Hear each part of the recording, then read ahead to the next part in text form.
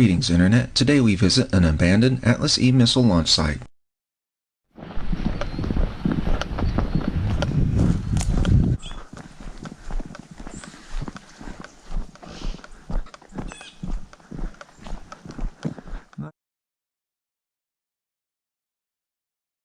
Nice thing about these, they're always kind of built the same, you know what? Why is that nice? You always know how things are set up.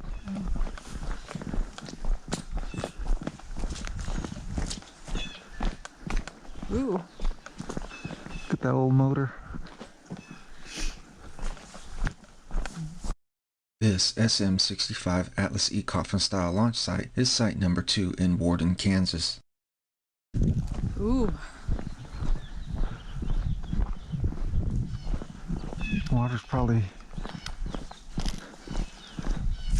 doesn't look that deep. Usually they're pretty high. Do you need to clean off your lens or anything? I just did. I'm just asking.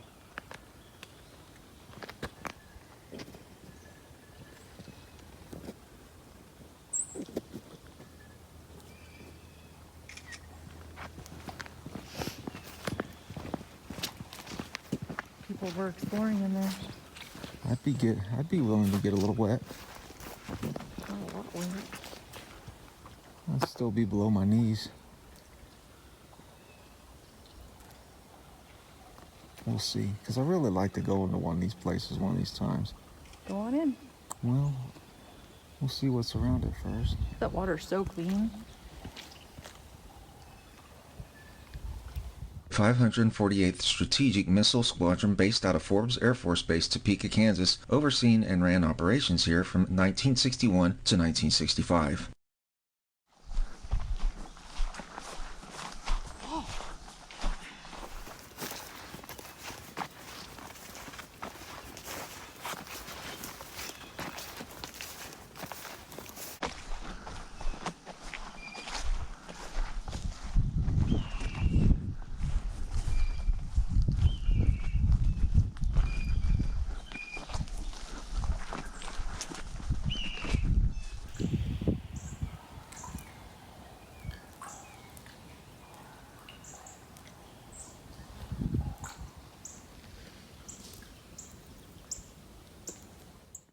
The SM-65E Atlas, or Atlas E, was the first 3-engine operational variant of the Atlas missile, the third engine resulting from the splitting the 2 booster thrust chambers into separate engines with independent sets of turbo pumps.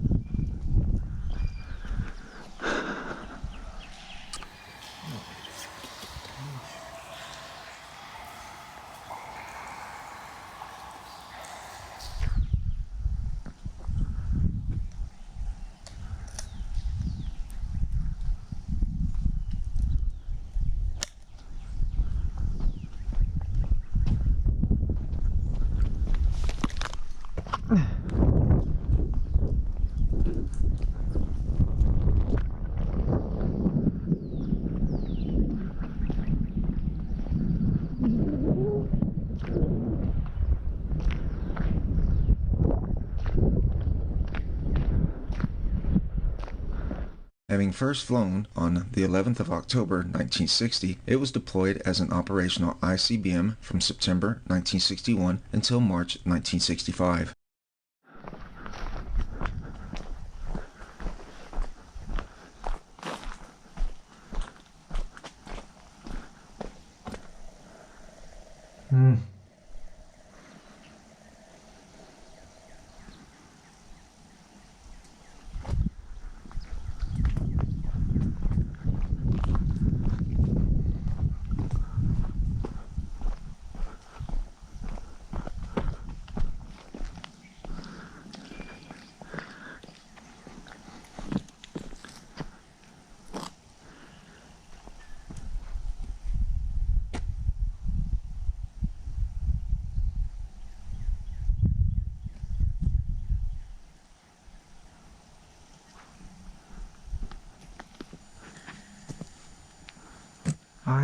I'm not so sure if I want to say I think that slides back, it rolls up, and it launches from there, and this is just part of the deal that the exhaust blows out of.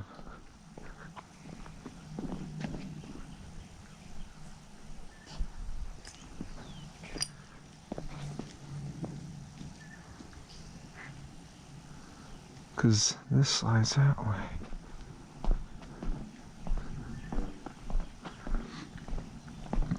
The final variants of the Atlas ICBM were the E and F, introduced in 1960 and 61. E and F had fully self-contained inertial navigation systems and were nearly identical to each other except for interfaces associated with their different basic modes: underground silo for F and the fuel management system.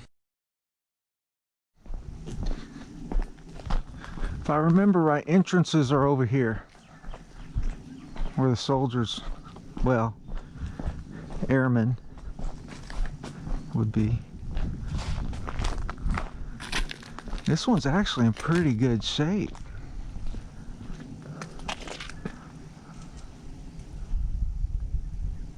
It still has hoods on it and everything. The other ones don't.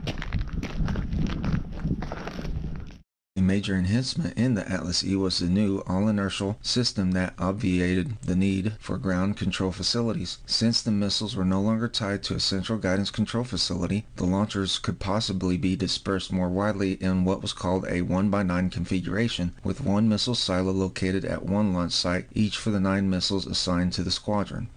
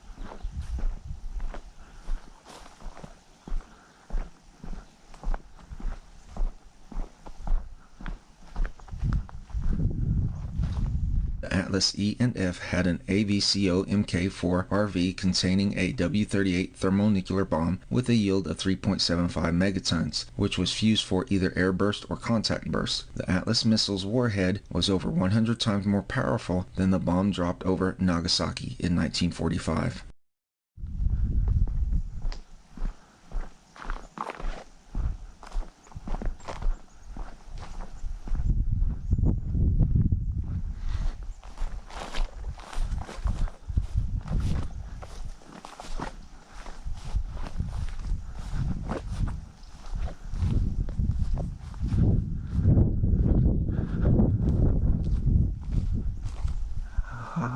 That's what I'm looking for.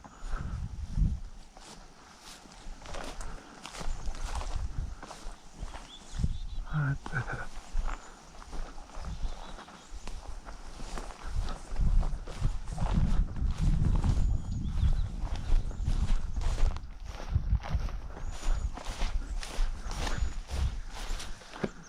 Damn it.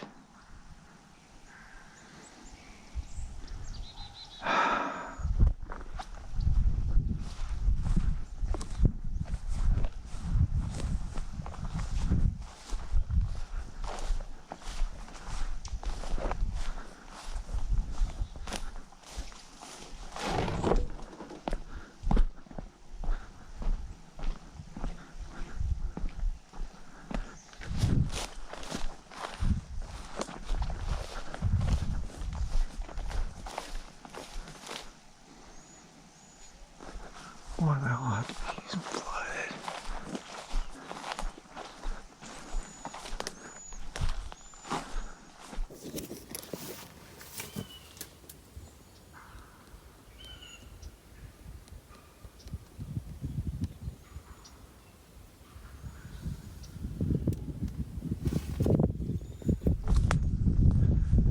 It's all flooded to heck. There's the entrance over there. You see the lid. Oh, there's fishy. Oh, it's a tadpole. There's what? See the lid to the entrance over there, but you can only go down so far, and that's just water.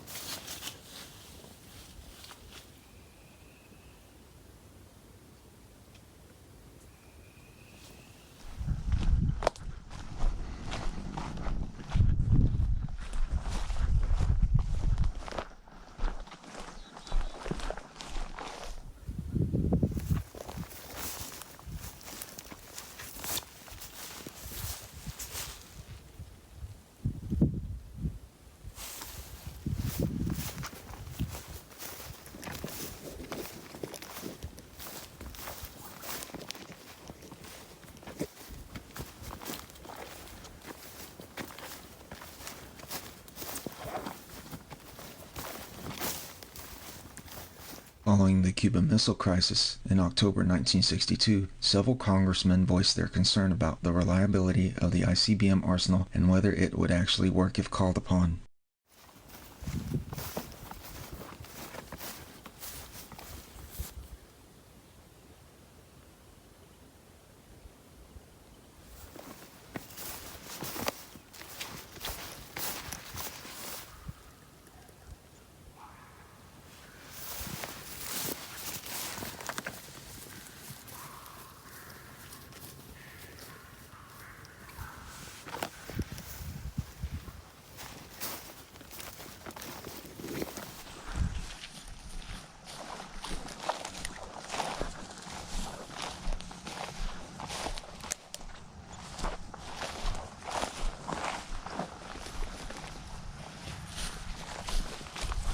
After a drawing, the winner turned out to be Missile 65E, then located at Walker Air Force Base in Kansas. After some political chess, the Atlas 65E was eventually launched on April 25, 1963 from OSTF-1 at Vandenberg.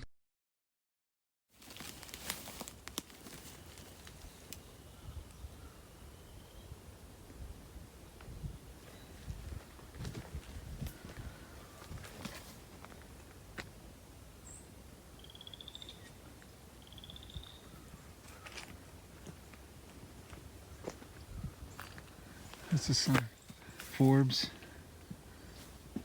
Kansas. Forbes Air Force Base in Topeka. Flight was a complete success, and the Atlas flew 6,000 miles downrange, missing the target point by only a few hundred yards. Huh? What are you doing? I want that little lever thingy. I have a feeling you'll get to it. Ooh, it says General Electric. Following retirement as an ICBM, the Atlas E, along with the Atlas F, was refurbished for orbital launches as the Atlas EF. The last Atlas EF launch was conducted on the 24th of March, 1995, using a rocket which had been originally built as an Atlas E.